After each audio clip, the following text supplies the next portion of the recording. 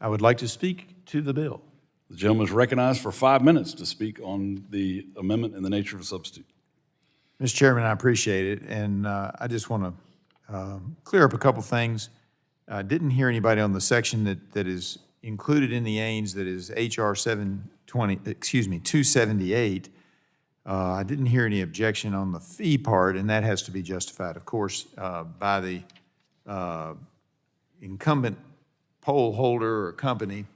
But there were real concerns that seemed to indicate that that the shot clock, which I'm a big fan of generally, the shot clock would force automatic approval. That's not actually accurate. I mean, it could be if there's not a legitimate reason for turning down the application, but nothing in the bill says that a local government or other entity, state, local government, Indian nation, couldn't turn down the proposal if there were legitimate health and safety concerns. And I heard somebody say that it must be approved rapidly.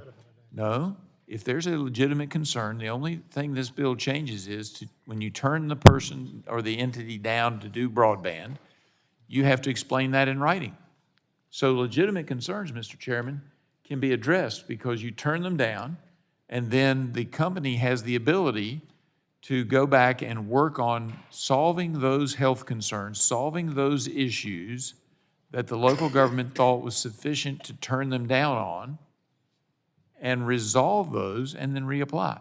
The shot clock, though, is to keep out some entities, and it's not a majority, Mr. Chairman, but there are some entities that are using this as a backdoor way of denying. They just never make an answer. And you can't get a resolution to the issue if you never get an answer.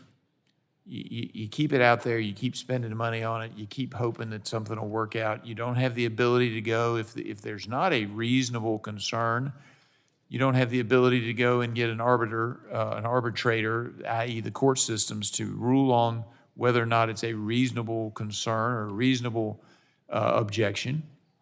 And you're just caught in limbo. And that's the purpose of the shot clock. But I don't want anybody to think that this bill would require an approval when there are health and safety concerns.